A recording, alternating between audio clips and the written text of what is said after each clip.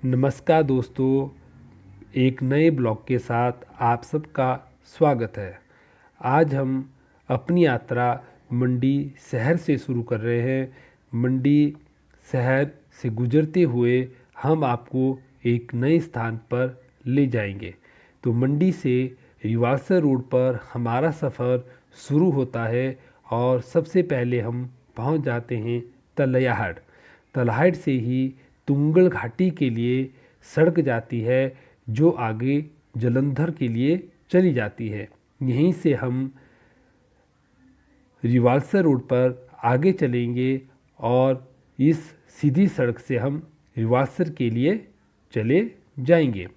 रिवालसर पहुंचने के बाद हम नैना देवी धार की तरफ चलना शुरू करेंगे और जैसे ही नैना देवी धार शुरू होती है यहाँ पर आपको बौद्ध भिक्षुओं के मंदिर नज़र आ जाएंगे और उनके मंत्र लिखे झंडे भी आपको नज़र आ जाएंगे।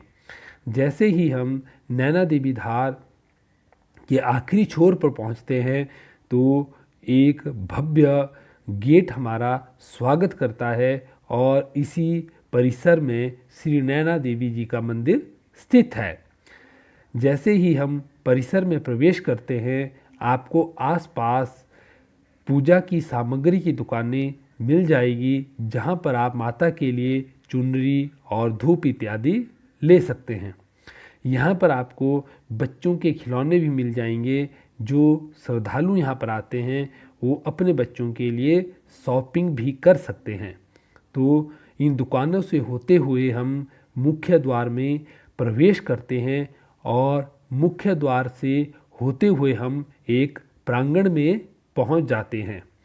प्रांगण में पहुंचते ही हमें मुख्य मंदिर के साथ छोटे छोटे मंदिर नज़र आते हैं और साथ में एक बहुत बड़ा प्रांगण नज़र आता है जो कि जगरातों के लिए निर्मित किया गया है। तो इस प्रांगण से होते हुए हम मुख्य मंदिर में प्रवेश करते हैं और मुख्य मंदिर में प्रवेश करते हुए हम सीधे गर्भगृह में पहुंच जाते हैं।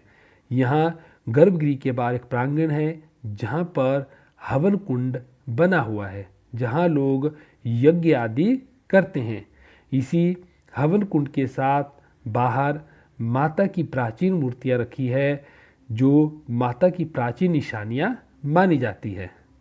तो जैसे ही हम यहाँ से थोड़ा सा बाहर जाएंगे तो यहाँ हम धूप इत्यादि भी लगा सकते हैं और साथ में ही माता की पुरानी निशानियों के दर्शन कर सकते हैं, माथा टेक सकते हैं। यहीं से हमें सरका घाट, कांगड़ा, धौलाधार पहाड़ियों का एक सुंदर दृश्य नज़र आता है। तो यहाँ जब आप देखोगे तो ये नज़ारा आपका दिल मोह लेगा।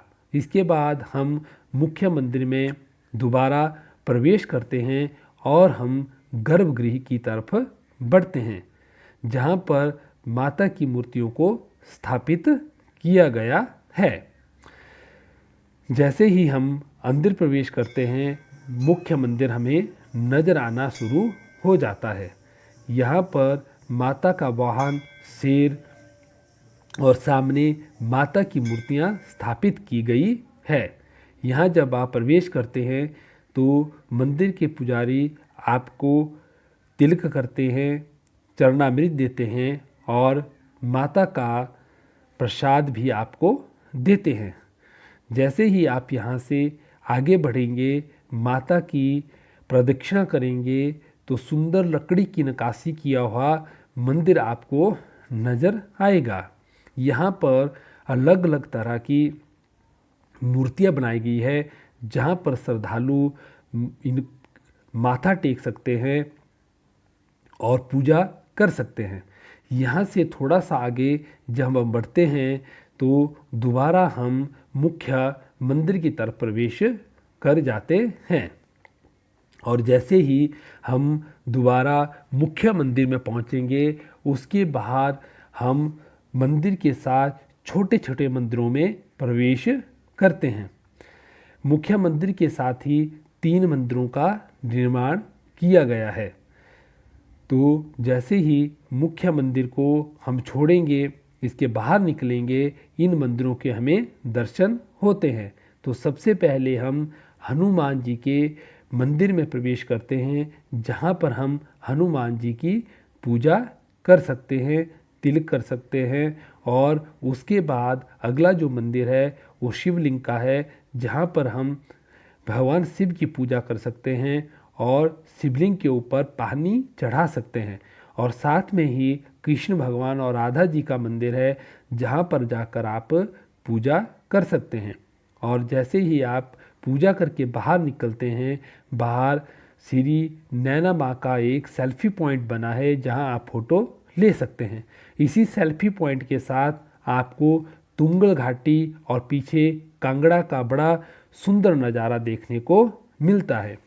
नैना देवी से वापिस आती बार हम थोड़ी देर के लिए पंचमुखी हनुमान जी के मंदिर के पास रुके, जहाँ पर एक सुंदर झील बनी हुई है। ऐसा माना जाता है कि जब पांडव अपने वनवास में थे तो एक बार माता कुंती को प्यास लग गई।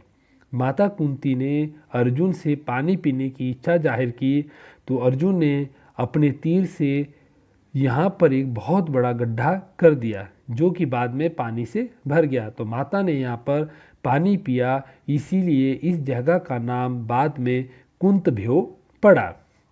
तो यहाँ पर लोग मछलियों को खाना खिलाने के लिए आते हैं और यहाँ पर पौराणिक मान्यता होने के कारण कोई भी यहाँ पर मछलियों का शिकार नहीं करता है।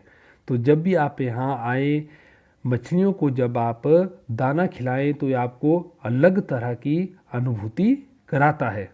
ये एक अलग ही एहसास होता है जब आप इन मछलियों से हाथ लगाते हैं, खाना खिलाते हैं। तो पौराणिक समय से ही इस स्थान की बहुत मान्यता है और कोई भी व्यक्ति इन मछलियों का शिकार नहीं करता है। तो जैसे ही आप आगे बढ़ेंगे, आप आगे रिवाल्सर शहर को देख सकते हैं, जो एक झील के किनारे बसा हुआ है। ये आपको बहुत ही सुंदर नज़ारा प्रस्तुत करता है। थोड़ा सा जब हम नीचे चलेंगे तो सीधे आप रिवाल्सर शहर में पहुंच जाते हैं। रिवाल्सर शहर में देखने के लिए बहुत से स्थान हैं।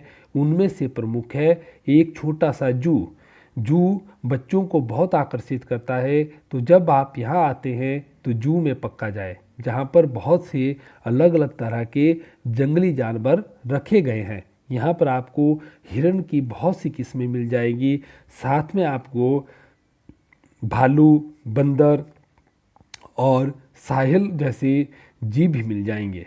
परंतु कई बार ये दिन में सो जाते हैं। जैसे कि जब हम आए तो साहिल और भालू सोए हुए थे, तो हमें उनके दर्शन नहीं हो पाए।